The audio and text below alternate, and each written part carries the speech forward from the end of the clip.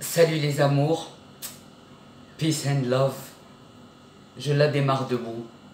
Ce sont les vidéos de militantisme que je démarrerai toujours debout.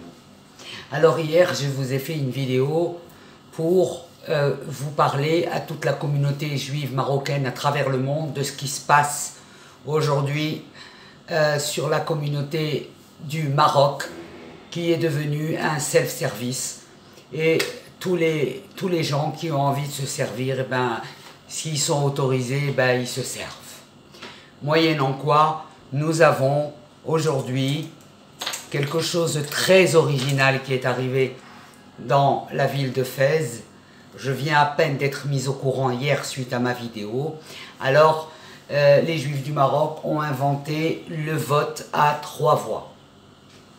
Je ne connaissais pas, j'ai fait des unités de valeur, je ne connaissais pas le vote à 3 voix.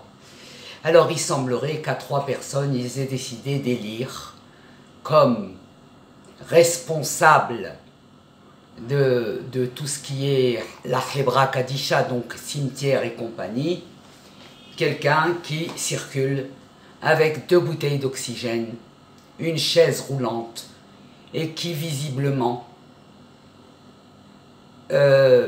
prend des décisions pour déterrer des morts qui appartiennent à une lignée très noble du nom de Serfati et enterré à Fès. Alors j'ai envie de comprendre comment ce monsieur qui a été nommé par un vote à 3 voix, original je l'admets, et comment il peut décider de déterrer un mort pour faire de la place autour d'une sainte du nom de Lalla Soulika. Zikrolo Libracha. Lalla Soulika, c'est un personnage mythique, je vous l'accorde, mais pourquoi vous avez été déterré des morts qui appartiennent à une grande lignée de tzadikim? Monsieur le Wali de Fès, vous avez été informé. Comment se fait-il que الناس ديال الداخلية ملي كيشوفوا هادشي علاش ما كتدخلوش في هادشي؟ علاش vous n'essayez pas de mettre de l'ordre dans ce qui est d'abord un patrimoine marocain? Ce sont nos mémoires de Marocains, c'est notre peace and love que nous brandissons aux yeux du monde.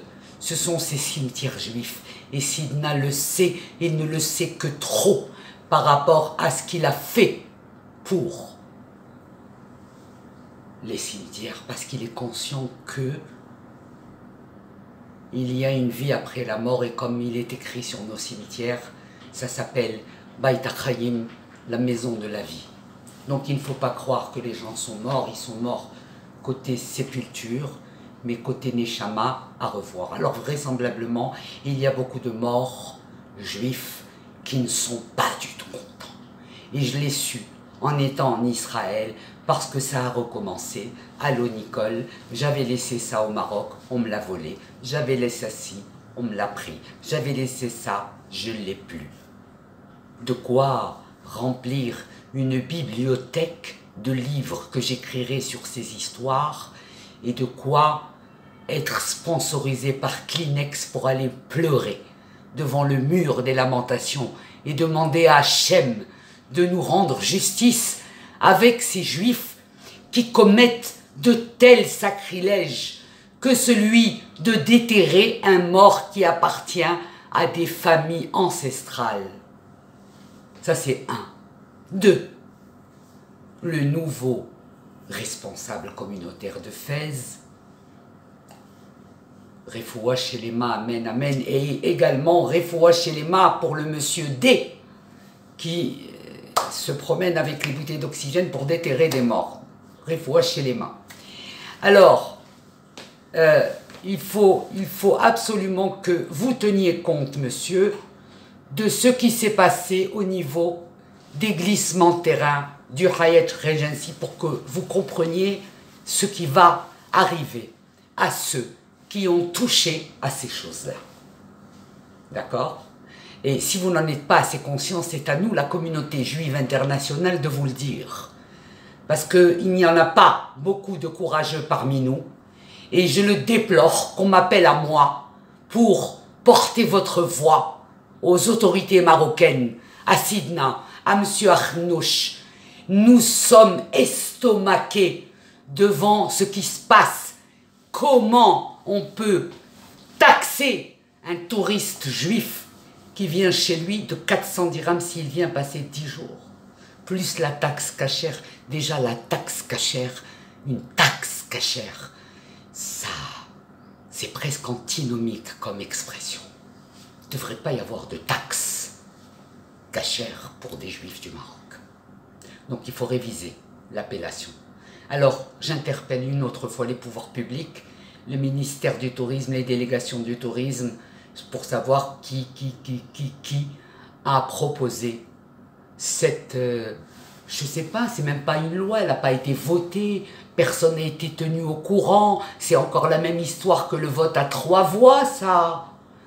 Bon, et on ne sait pas, les règlements doivent aller, alors ça arrive sur une délégation, et puis les règlements doivent être adressés à la communauté israélite, là. Mais qu'est-ce que c'est que ça? Qu'est-ce que vous allez faire avec 400 millions de dirhams? Les cocos.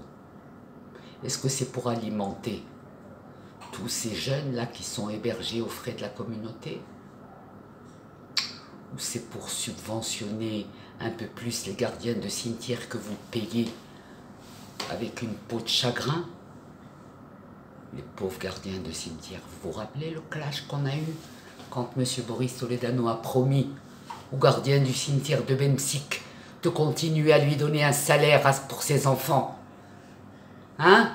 Quand la pluie leur est tombée sur la gueule, aux enfants du gardien de cimetière de Bemsik. Qu'est-ce que vous avez fait? Vous n'avez pas voulu les aider. J'ai fait une collecte et je les ai aidés. Pourquoi? Parce que j'ai su que son père avait gardé nos morts. Et j'ai du respect pour ces gens-là. Et j'ai du respect pour ceux qui gèrent tous nos lieux saints, qui sont chacun un musée, avec tout ce qu'ils contiennent comme spiritualité. Moi, je les aime, ces gardiens. Et combien vous les payez, les gardiens de Tzadikim? Et combien vous payez les gardiens du cimetière?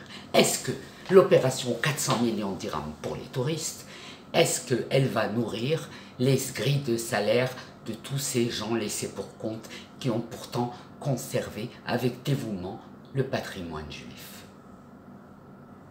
Je pose la question. Et il va falloir apporter des réponses parce qu'on ne peut plus, après 50 ans de flou, on ne peut plus continuer dans ce flou. Ça, c'est non. Donc, il faut prendre une décision qui ne va pas donner la sensation aux touristes juifs du Maroc d'être puni et taxé parce qu'il revient dans son pays d'origine. Je ne comprends pas. Je ne comprends pas.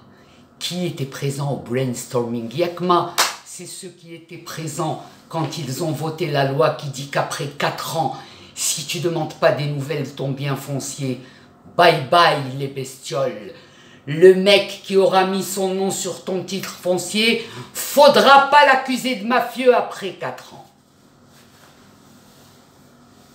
Vous l'avez voté en été au Parlement. Elle n'est toujours pas éliminée. Il a fallu que Sidna reprenne les choses en main et qu'aujourd'hui, maintenant, pour un héritage, il faut que le mort, il vienne lui-même au Maroc pour dire « moi je suis mort, mais cela il doit hériter ». Voilà ce que vous avez provoqué avec vos faux documents, avec vos fausses légalisations, avec vos fausses certifications conformes. Maintenant, et la lumière fut, je vais vous aborder sur quelque chose dont on m'a parlé hier et qu'il est important que nous sachions tous. Sidna a bien fait un discours très précis et il a parlé en général, mais il a parlé de tout le patrimoine marocain. Alors, Sidna, qu'a-t-il dit? Eh bien, Sidna l'Aziz El-Ghali, il a dit des mots qui valent leur pesant d'or pour les gens pour lesquels nous devons voter. Alors, je vais faire l'effort de vous le dire, mes amis, de vous dire les phrases clés de Sidna qui sont les pansements de tous ces mots. Alors, il a dit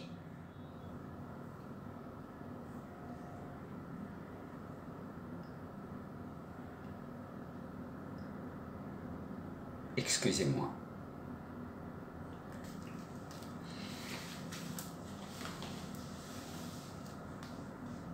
Un point important.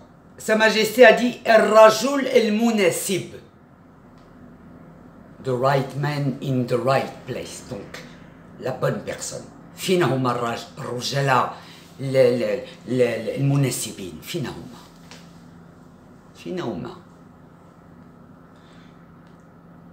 Des profils émergents, compétents et aptes à relever les défis, tellement ils sont nombreux. Oui, Marocains du monde, Juifs et musulmans, nous avons besoin de vos compétences. Nous avons besoin de vos compétences, même si vous tenez à rester dans le pays où vous avez émigré et si vous êtes heureux.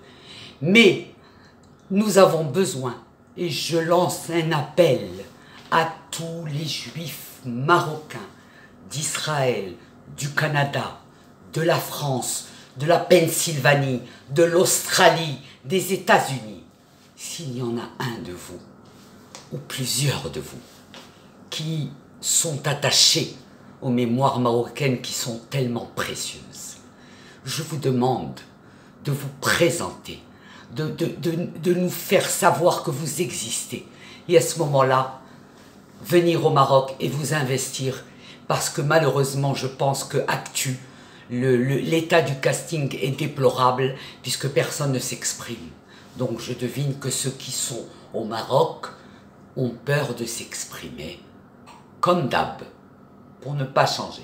Et ceux qui sont ailleurs, vous n'avez pas peur. Pourquoi vous ne vous exprimez pas? Pourquoi vous n'envoyez pas vos CV aux administrations, au secrétariat du palais, pour proposer vos services pour le pays?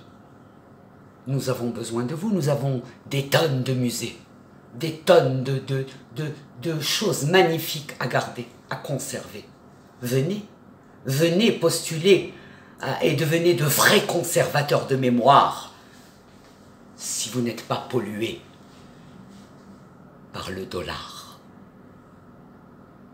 Alors je vais faire une récap, je vais faire d'autres vidéos parce que c'est pas fini et je vais vous citer les points culminants du discours de Sa Majesté pour les gens pour lesquels nous votons. Donc nous devons voter, nous devons choisir les personnes pour lesquelles nous devons voter. Mais, comme dirait Jacques Brel, mais je te le dis, je n'irai pas plus loin. Il n'est pas question de nous resservir les rococo que nous connaissons déjà, ou de nouveaux Oliver Twist. On n'en veut pas. On veut quelqu'un d'honnête, compétent, un trésor. Un trésor. On cherche des trésors. On en a dans la communauté juive. Venez au Maroc, allez au Maroc, donnez votre force à votre pays, parce que les mémoires, il faut les conserver et ne plus les laisser entre les mains des gens qui se comportent comme des cow-boys au Far West. Alors, les gens qui sont en place, alors oui, le gars qui gère la communauté juive de Fès, on lui envoie tous les loyers, c'est un parc immobilier immense où j'étais à Fès, ce front. Au fin radibina sidi, fin radibina sidi, fin radibina. On veut une gestion transparente. Il y en a marre de déclarer des vieux qui n'ont pas Alzheimer, de les déclarer Alzheimer. Et vous savez qu'on sait. Ne me poussez pas, depuis Israël, à vous balancer ce pourquoi vous avez voulu m'ôter la vie quand j'étais au Maroc. Parce que vous saviez que je le savais. Mais là, je suis avec les vrais hommes en Israël. Arjela, Al-Bharbar Arjela. Ici, c'est pas les mauviettes. Ici, c'est les vrais qui n'ont pas peur. Et ils sont tous avec moi aujourd'hui. Donc, avec les bouteilles d'oxygène qui déterrent les morts. L'autre avec les 4 métapellettes qui pivotent autour de lui, qui gèrent la communauté. Les taxes pour manger cachère. Cette répercussion de prix doit venir sur les prix des traiteurs, etc., mais ne pas passer sous format de dîme. Ce mystère va être éclairci, il commence à s'éclaircir, les appels foisonnent de partout. Pardon, j'ai dépassé le timing, mais le sujet est capital. Et un dernier petit mot. Qui es-tu? Attends que je retrouve ton nom. Qui es-tu, Reda Ben Hammou? شكون انت؟ بالسلامة باش تكتب داكشي اللي كتكتب. Si moi je divise les Marocains, que Dieu te divise la tête ce soir. Toi et tes acolytes. Ok? Si on a bien une qui veut unifier les Marocains, c'est moi. Alors, les mafieux, ça vous énerve? Crevez!